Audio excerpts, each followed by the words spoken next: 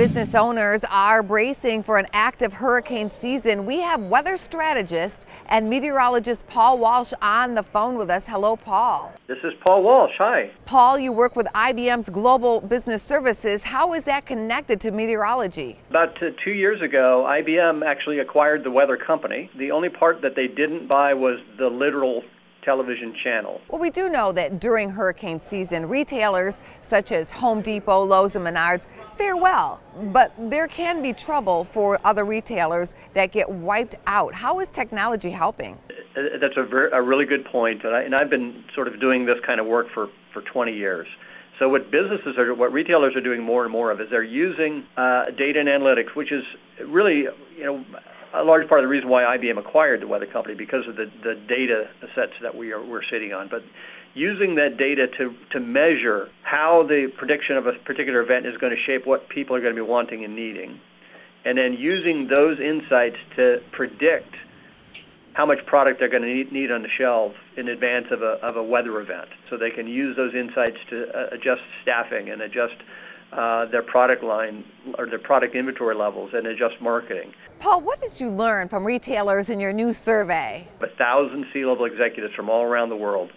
And they basically told us across the board that obviously weather is very, very important to them, but where they see the real value and the real opportunity today is to use that weather data in a systematic way to integrate those understandings I just mentioned to you into their business, and by doing that, they estimate that there could be a very, very significant increase in not only their ability to serve customers, but of course with that comes their ability to grow additional profits because the better they're able to serve us, the more money they're going to make.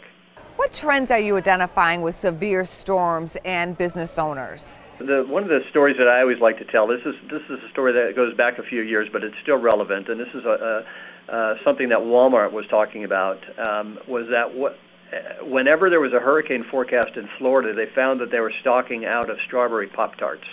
Do they want the Pop-Tarts because of the long shelf life? Yeah, it's got a long shelf life, and you worry about losing power, so people would go in and buy.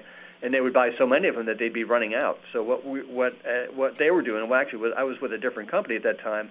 I was actually predicting where the Weather Channel was going to start sending their talent, their Jim Cantoris of the world, and telling them in advance where we thought they were going to go, because that was what would trigger the runs into the store to buy all that stuff. And then they would use that to make sure that they had enough.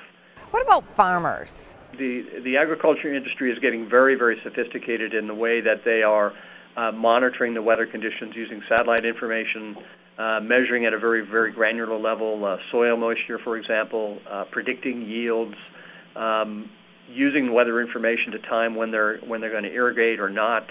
And obviously a lot of that information is very valuable to the futures market, because if you can anticipate that there's going to be an impact on the corn crop, for example. Thank you, Paul, and we hope to have you back on the show. Okay, well, thank you, Angela. Check out businessfirstam.com to find out where to see our entire show. And don't forget to like, follow, and share Business First AM.